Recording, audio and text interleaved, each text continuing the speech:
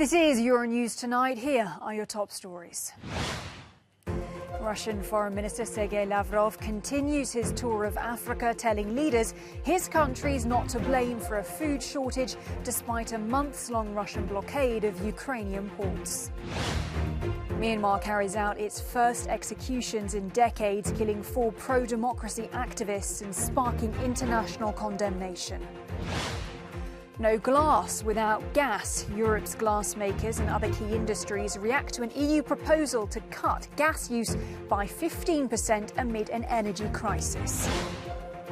And here in the Cube, we'll unpack the growing dispute between France and the UK after thousands of drivers were stuck in the port of Dover this weekend. I'm Helena Humphrey. It is good to have you with us. Russian Foreign Minister Sergei Lavrov is on a 4-day tour of Africa, looking to rally support for Moscow and reassure its allies on the continent that it's committed to protecting the global food supply. But after Russia's missile attack on the Ukrainian port city of Odessa on Saturday, Lavrov has so far spent much of the trip allaying concerns over last week's deal to lift a blockade on grain exports from Ukraine. Speaking to reporters in the Republic of Congo, Lavrov said that the strike didn't violate the terms of the agreement.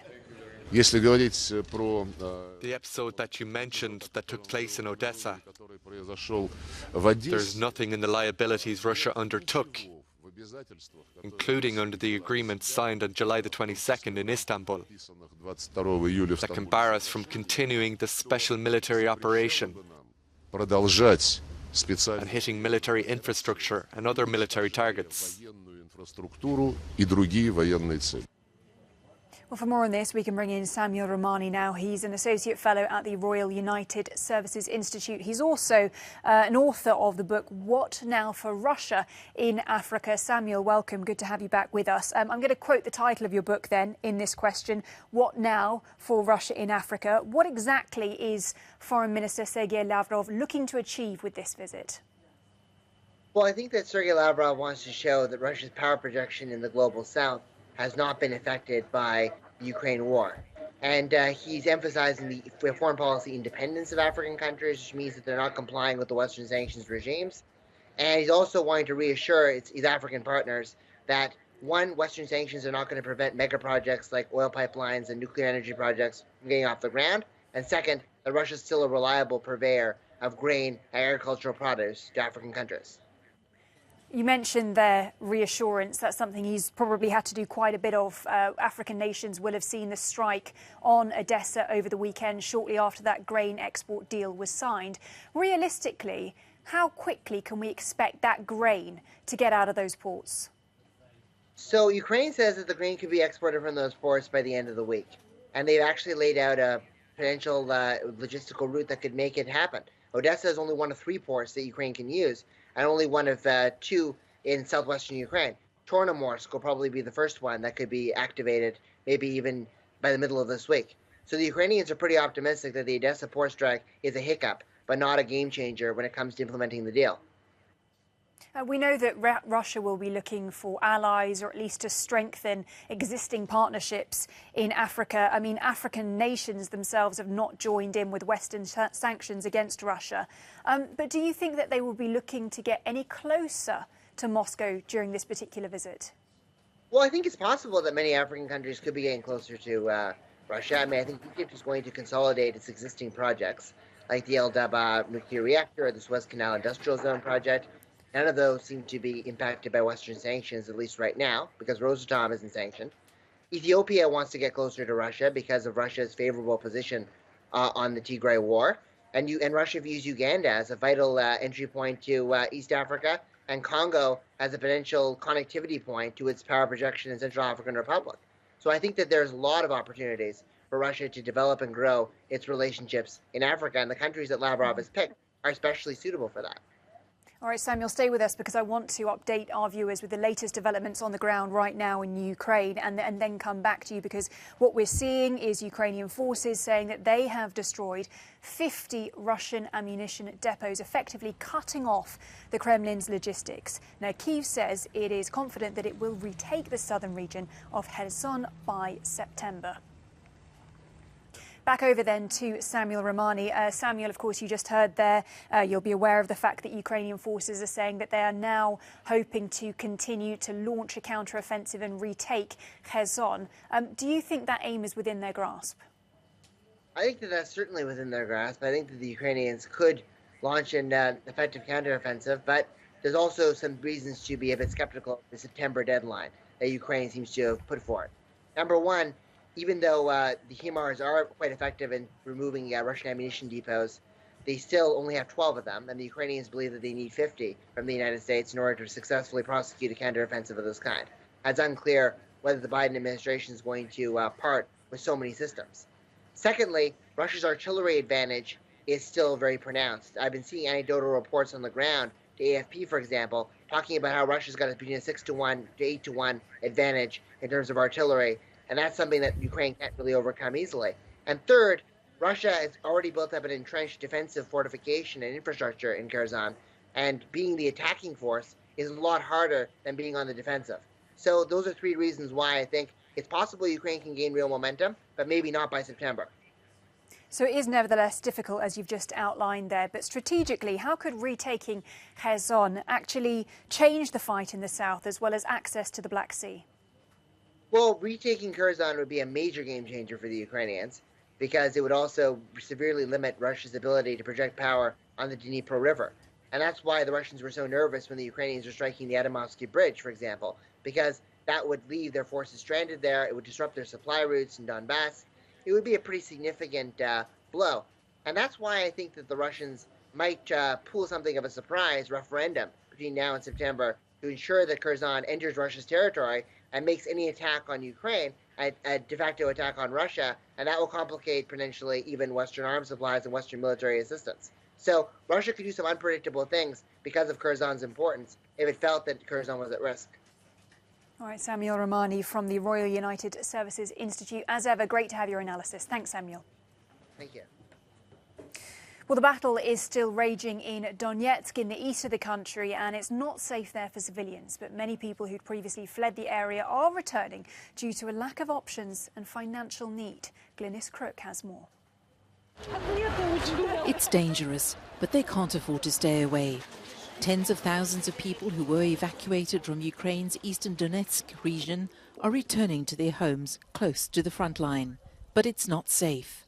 Despite the fact that many houses are ruined and the bombing continues, officials in the region estimate that 70% of evacuees have come back. They gave us food. We had everything in the evacuation, but it was temporary. But then they told us to go to a nursing home. My son refused. Having no money was a big problem for those who were evacuated. It was difficult to find work, but you still need to pay rent. Better, they say, to be at home. 18-year-old Karina is her family's main breadwinner. I understand that it's very risky to stay here in town, but if we leave, nobody waits for us there. Who will take care of us? We need to earn money. The funeral of 35-year-old Anna Protsenko, who tried living elsewhere but returned to take a job in her hometown Prokrovsk. She was killed 2 days later. On Monday, friends and family wept at her graveside. Glynis Crook, Euronews. Myanmar has carried out 4 executions, a first for the country in a decade. The hangings of a democracy activist, a former lawyer, and 2 prisoners accused of conspiring to commit acts of terror has sparked international outrage. Our reporter Mark Armstrong has more on the story. Myanmar's military junta says it carried out the first executions in the country for nearly 50 years, with the hanging of 4 prisoners. They included 2 democracy activists, Kyaw Min-yu, also known as Ko Jimmy, and former lawmaker Mong Kyaw, who was a member of ousted leader Aung San Suu Kyi's party. They were accused of conspiring to commit acts of terror after the country's military takeover last year. The executions, announced on Monday, were carried out despite worldwide pleas for clemency. The organisation Human Rights Watch called the executions a sign of depravity. The Mirror Daily state newspaper said the 4 were hanged according to prison procedures, but did not say when the executions occurred. Myanmar's foreign ministry rejected any criticism over the hangings, declaring that the country's judicial system is fair. Tunisians are voting in a controversial referendum that could see their leader, President Kais Saied, handed near total power. Saied called the vote on the first anniversary of Tunisia's 2021 political crisis that saw the president suspend parliament and rule by decree. Mario Bowden has more. Tunisians head to the polls today for a referendum called by President Kais Saied. The head of state is suggesting changes to the constitution, which would transfer powers from the Prime Minister to the President. The date of the referendum is exactly 1 year after President Saied dismissed the government and froze Parliament. Since then, critics of the President have grown louder, but divisions among the opposition have hampered the ability to form a clear stance against Saied. But over the weekend, Tunisians took to the streets to demonstrate against today's vote, which they see as a coup attempt and a return to a pre-2011 dictatorship.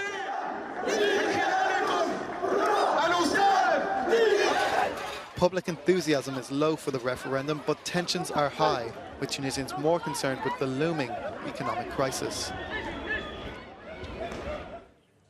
Well, Pope Francis has begun a week-long tour of Canada where he's visiting Indigenous communities to apologise for the abuses that took place for more than half a century in mostly church-run residential schools. Catholic missionaries are accused of trying to forcibly assimilate generations of native children. Last year, suspected unmarked graves of children were found on the grounds of a school in British Columbia. However, the country's Indigenous communities are seeking more than just an apology. They're also demanding reparations, access to archives to discover what happened to missing children, and the return of artefacts held by the Vatican museums. Firefighters have made good headway against a wildfire burning through areas around Yosemite National Park in California. More than 2,500 firefighters were deployed to the site after the fire erupted on Friday. By Sunday night, it had burned through 63 square kilometres of forest. It had also destroyed at least 10 buildings and damaged 5 others and forced the evacuation of around 6,000 people. Well, climate change is fueling fires along the United States west coast as the area has steadily gotten warmer and drier. Moscow has charged 92 members of Ukraine's armed forces with crimes against humanity, according to the head of the country's investigative committee. Another 96 people, including 51 commanders, are currently wanted by Russian forces. In total, 1,300 criminal investigations have begun. That's according to an interview by Alexander Bastrykin in the state-run newspaper Raskaya Gazeta. However, independent media has not been able to verify the claims. The news comes after 40 countries, including the United States, have agreed to coordinate investigations into alleged war crimes in Ukraine, the majority of which have been attributed to Russian forces. We'll have plenty more to come after a short break. Do stay with us if you can. You're watching Euronews Tonight. Welcome back. Ahead of an EU energy ministers meeting on Tuesday, Russian energy giant Gazprom has announced a reduction in gas deliveries to Europe via the Nord Stream 1 pipeline. Gazprom says that gas supplies will be cut by 50% to 33 million cubic metres from Wednesday, blaming problems with a turbine. Well, the news comes as the EU scrambles to look for gas-saving solutions over fears of a total cut-off from Moscow. The latest proposals would see member states cutting consumption by 15%, but some countries, including Spain, Portugal and Greece, have hit back at the proposed target, saying that one sweeping number for the whole bloc is unfair. Well, for more on this, we can bring in our correspondent Shona Murray, who is in Brussels for us. Shona, countries, industries, they've all been weighing this idea of reducing gas consumption by 15%. How's it going down? Well, as you mentioned there's a real concern from some countries, particularly southern countries like Greece, Portugal, Spain, that the one-size-fits-all 15% reduction in demand for every country, that's not suitable because each country has different energy mixes. Many are less reliant on gas, in particular very much less reliant on Russian gas. So they're kind of pointing the finger at Germany, saying, well, you've sort of been over-dependent on Russian gas. Why should we have to reduce our gas consumption on that basis? And that's also some of the Baltic countries are saying that as well. The other issue that they have is, while this 15% reduction is voluntary initially. It can become mandatory if there's a severe shortage of gas, and the Commission can trigger that. Some countries are saying that it shouldn't be down to the Commission to do that. It should be the Member States. So there's a sort of a meeting going on from around all EU ambassadors to try to prepare some sort of agreement for energy ministers who are coming to Brussels tomorrow, and then finally sign off on this, because obviously it's something that is needed. Now, earlier on today, I caught up with expert Simone Tagliapietra, who I asked really about his assessment about this plan from the Commission and, generally speaking, the EU's proposals and sanction packages for the past several months.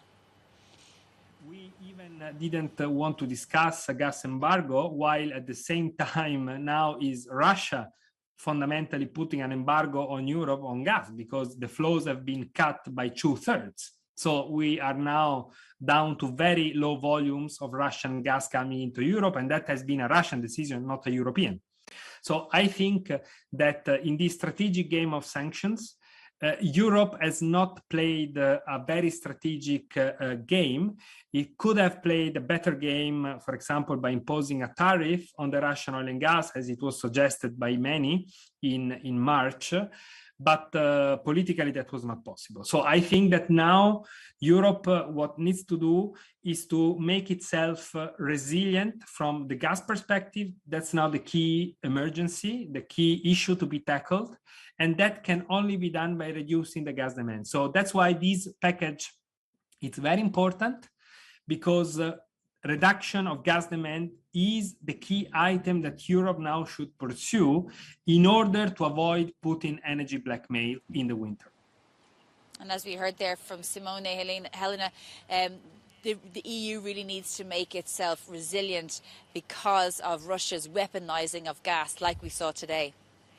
It needs to make itself resilient, but there's also quite some resistance, which brings me to the question, could that essentially undermine European unity when it comes to showing support for the war in Ukraine? And are there any alternative proposals here? Well, it's really interesting because at the top you mentioned Vladimir Putin's decision to halt another turbine from Nord Stream 1, which will reduce by half again the supply of gas coming into Germany. It was already at 40% capacity, now it's going to be at 20% capacity. So the worst fears of what Brussels and EU member states are looked to be materialising, that Vladimir Putin is weaponising energy. So I think that will provide the impetus to ensure that that solidarity and unity remains, even though, of course, European member states are going to be very jittery about the impact that these sanctions are having on their own economies. But at the same time, which is reiterated, all along, is that the important thing is that solidarity remains with Ukraine, and Vladimir Putin and Russia can't be victorious in this war, because the greater picture is, of course, European democracy. Helena? Shona Murray there reporting from Brussels. As ever, good to talk to you, Shona. Thanks a lot.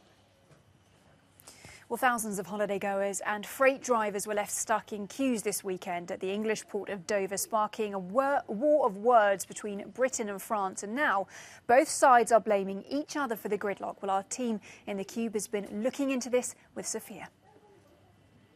Well, Helena, it was quite a horrific start to the holiday season for thousands of travellers as well as truck drivers in the UK. Thousands of cars were at a standstill, and some people have said to have waited up to 6 hours to catch their ferries. Now, this disruption has created a new dispute between France and the UK, with, for example, British Foreign Secretary Liz Truss, who is currently campaigning to succeed Prime Minister Boris Johnson, who very quickly blamed France. The fact is, the French authorities have not put enough people on the border, she said during a campaign rally in Kent this Saturday. And the port of Dover also accused the French authorities of staffing shortages, tweeting that the resources this weekend were woefully inadequate. Now, these accusations were swiftly denied by French politicians who blamed Brexit for the delays. Clément Beaune, so the French transport minister, tweeted that France is not responsible for Brexit. And Pierre-Henri Dumont, who is a right-wing MP whose constituency includes Calais, tweeted that this was all an aftermath of Brexit. And it's true that since Britain left the EU in 2020, UK travellers have faced stricter and longer controls in order to enter Europe. And today's traffic may have returned to normal, but Helena, British and French authorities are really going to have to work together in the next coming days to ensure that this does not happen again, because next weekend is the second busiest of the holiday season. Very important point to make there, Sophia and team. Thank you so much. Well, still to come, the host of Eurovision 2023 is the UK on behalf of this year's winner, Ukraine. We'll explain how it'll work after the break. Welcome back. Good to have you with us. Now, Ukrainian rap group Kalush Orchestra's stunning performance at this year's Eurovision Song Contest helped their war-torn country earn the right to host next year's competition. But the security situation has made that impossible, as Tom Bolton reports. As the 2022 winners, it would be Ukraine's turn to host next year's Eurovision contest. But because of Russia's invasion of the country, Britain, which came second, has agreed to host the annual competition in its place. Organisers said the security conditions were not right for Ukraine to be the host. We will be in the United Kingdom. We will have BBC as the host broadcaster, but we will also, of course, do a lot of things to honor our winner, Ukraine, and our member organisation, UAPBC, in Ukraine. So we'll have a lot of, I think, Ukrainian flavour, if you like, and Ukrainian talents on display. As this year's winner, Ukraine automatically qualifies for the 2023 Grand Final. And work is underway to find a host city and a venue in Britain, with Scotland's biggest city, Glasgow, regarded as the bookmakers' favourite. Tom Bolton, Euronews. Well, we leave you with a no comment from Senegal, where hundreds of locals are piling onto longboard wooden canoes for the annual Saint Louis Regatta. Thanks for watching Euronews Tonight.